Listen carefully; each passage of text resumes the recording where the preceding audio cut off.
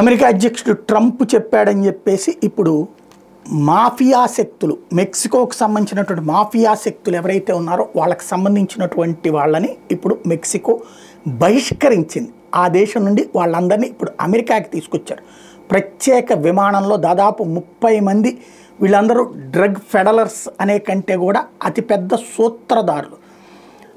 ఏదైతే అమెరికా అధ్యక్షుడు ట్రంప్, అట్లాగే విదేశాంగ సెక్రటరీ అంటే విదేశాంగ మంత్రి అనాలి వాళ్ళ భాషలో, రుబియో ఇచ్చినటువంటి లిస్టు 29 మంది కార్టల్ లీడర్స్ మెక్సికోకు సంబంధించినటువంటి వాళ్ళని ప్రాసిక్యూషన్ చేయడానికని చెప్పేసి అమెరికాకి తీసుకొచ్చారు. అదే సందర్భంలో దీనికి సంబంధించినటువంటి కీలకమైనటువంటి వ్యక్తులని ఆ దేశంలో ఉంచడానికి వీల్లేదని చెప్పడంతో ఇప్పుడు ఇక్కడ విచారణ జరుగుతుంది, అమెరికాలో విచారణ జరుగుతుంది. అయితే ఏమవుతుంది, దీంతో డ్రగ్స్ మాఫియా ఆగిపోతుందా? ప్రపంచంలో డ్రగ్స్ మాఫియా విపరీతంగా విస్తరించేసింది. అమెరికా ఒక చిన్న ప్రయత్నం చేస్తుంది, మరి సక్సెస్ అవుతుందా లేదా చూడాల్సి ఉంది.